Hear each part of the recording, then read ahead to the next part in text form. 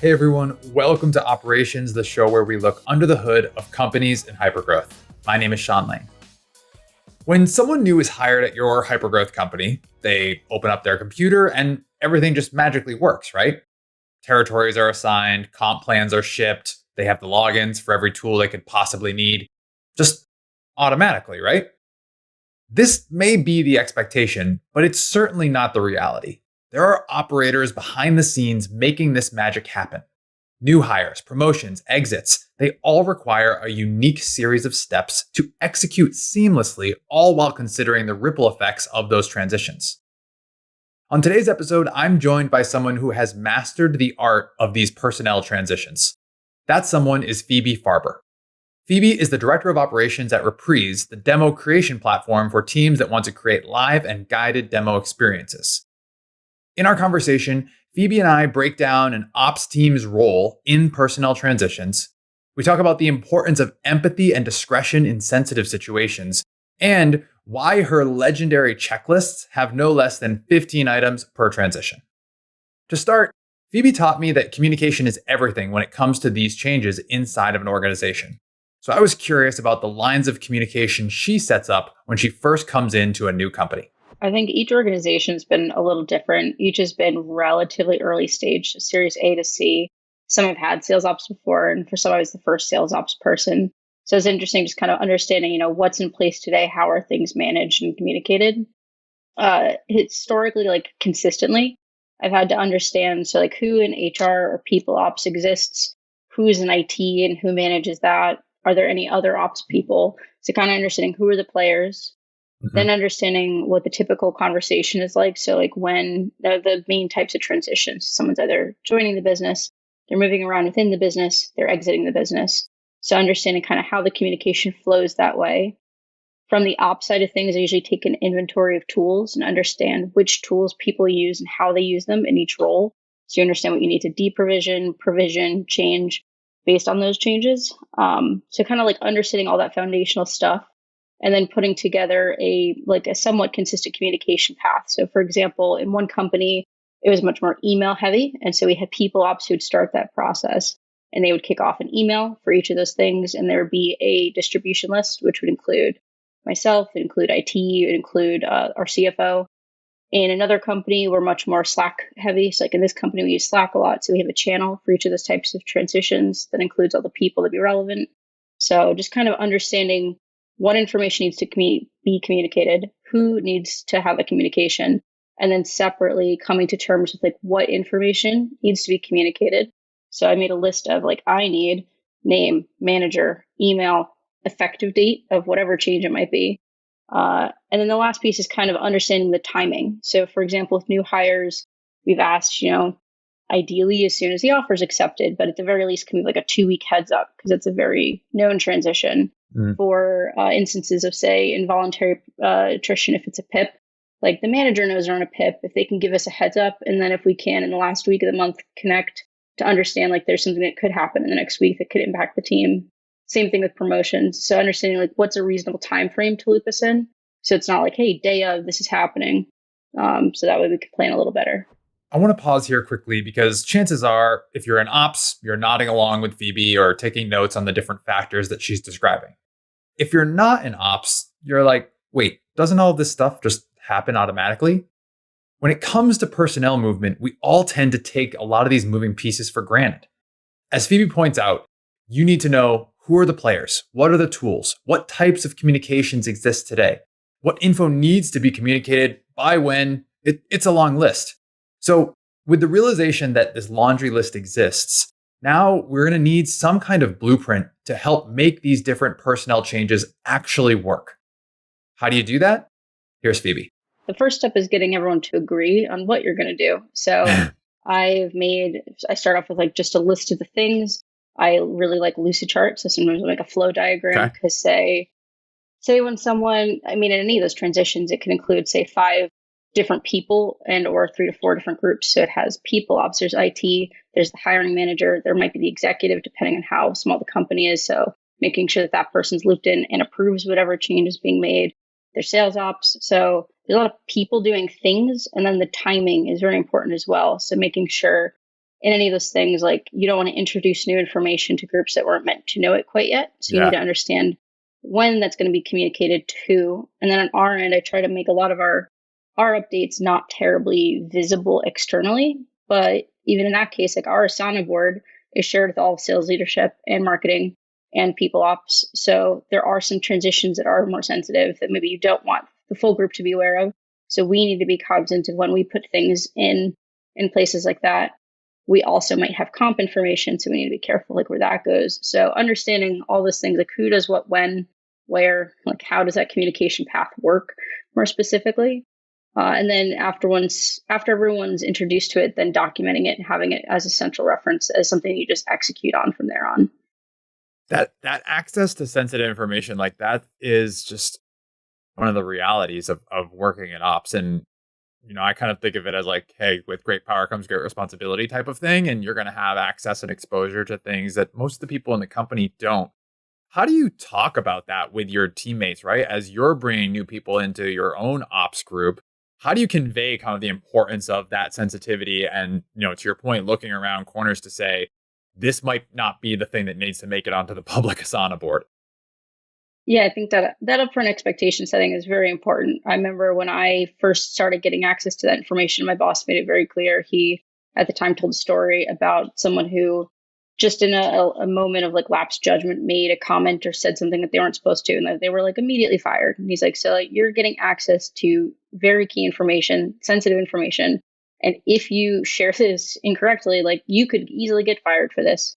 And so just kind of impressing the importance of keeping it very, very tight and only sharing with people that are meant to have it is important. In my role, as part of that like initial upfront work, understand like who already has that information. So for example, people ops knows everything that I know and so much more. And then you have to think about like layers of management. So like the VP will have everyone's comp and they will know all the things. Then if you think they're layered down, I have to be very careful of, managers who manage a team. They should know their comp. They should know their team's comp.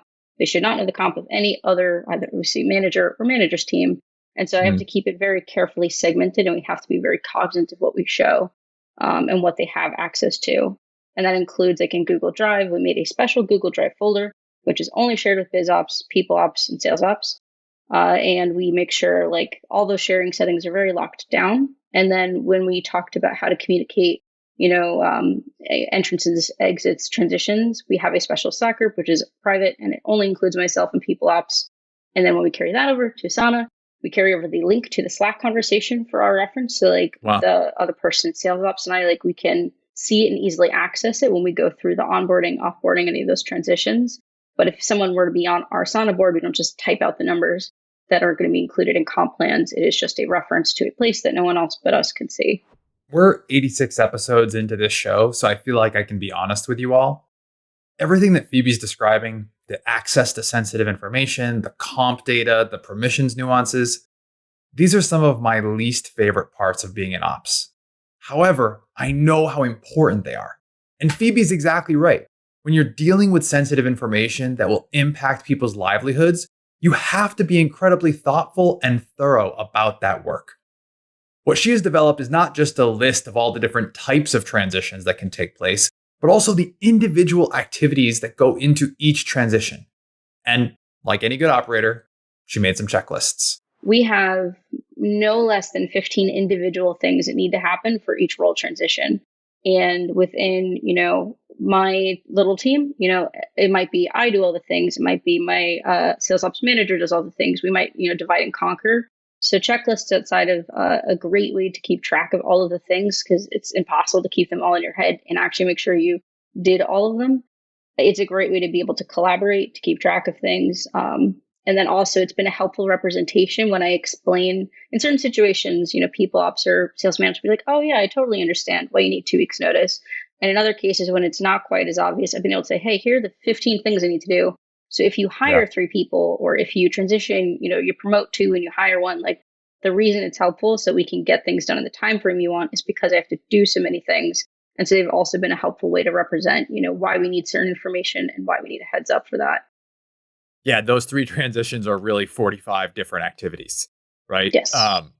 And I'm sure there are people listening right now saying 15 things, like how could that even be possible?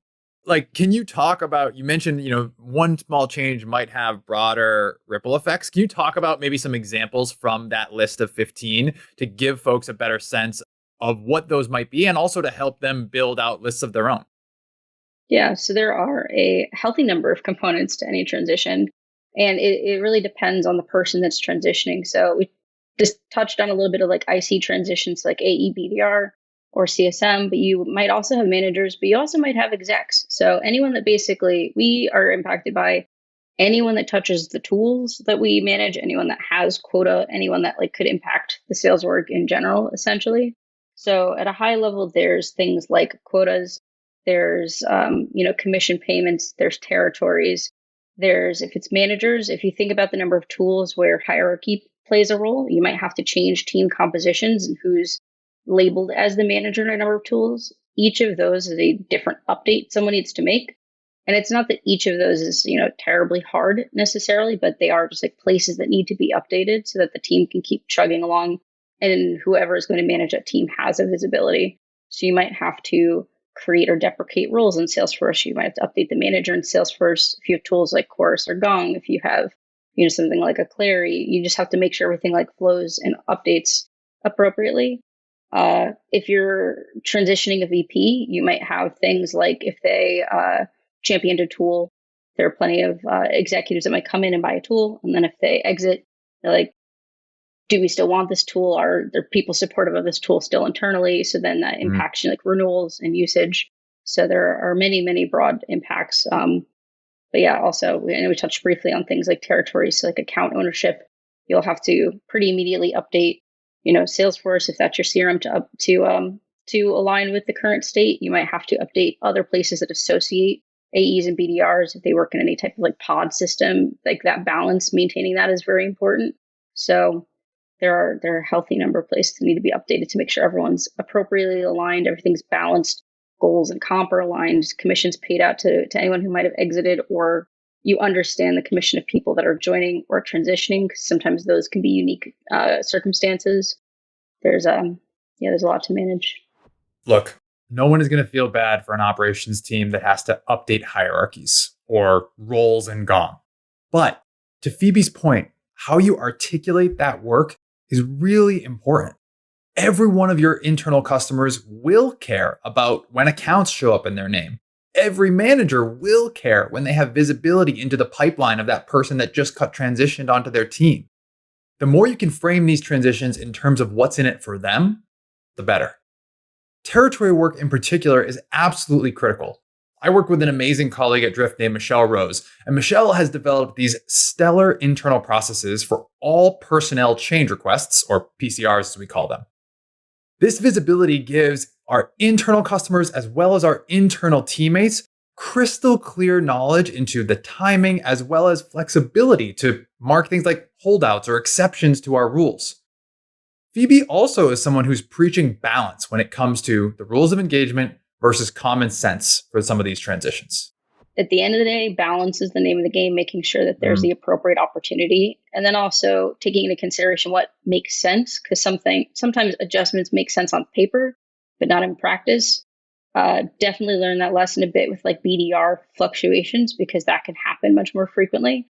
But understanding like, we shouldn't cut everyone off mid-sequence and just pop them over to another set of accounts because an AE joined the company. Like, let's do a thing where we like each sequence is say 3 weeks, and like let's let them wrap that up over the next couple of weeks, and then we will transition. So like now I have a monthly check-in where I can see what's misaligned, and if there's been no activity in 30 days, we reset and we keep an eye on like what's misaligned. But we recognize that transitions are going to be somewhat frequent, and we recognize that we'll have a stronger likelihood for success if we let cadences play out and let follow-up happen organically, as opposed to arbitrarily cutting it off because someone joined or left the business.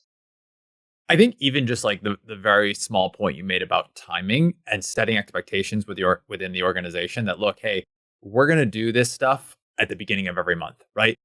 One can simplify your world when it comes to things like routing and comp and assignment, but also you can set that expectation so that when managers are making plans within their own teams, they can say, okay, we know that we have to make these tweaks at the beginning of each month or at the beginning of each quarter. So let's use that kind of rule or foundation as a starting point for any of these personnel conversations that we're having, right? And I found that the more you start to set that boundary with people and set that expectation earlier on, the more it becomes the norm, right? And you're not having, arguments over, oh, this has to happen in the middle of a quarter or this has to happen in the middle of a month, because it's just going to create more challenges. I'm also Mhm. curious, like what you said about, hey, a sequence is running, or this partnership is working really well. Ops folks, I think, rightfully so, tend to lean on the rules, right? And so you probably spent a whole bunch of time inside your organization writing rules of engagement, setting up exactly how things should work. But there is, to your point, sometimes like some common sense or other factors that you have to balance with those rules. How do you think Mhm. about actually maintaining that balance and figuring out what the right thing is for the business at that moment?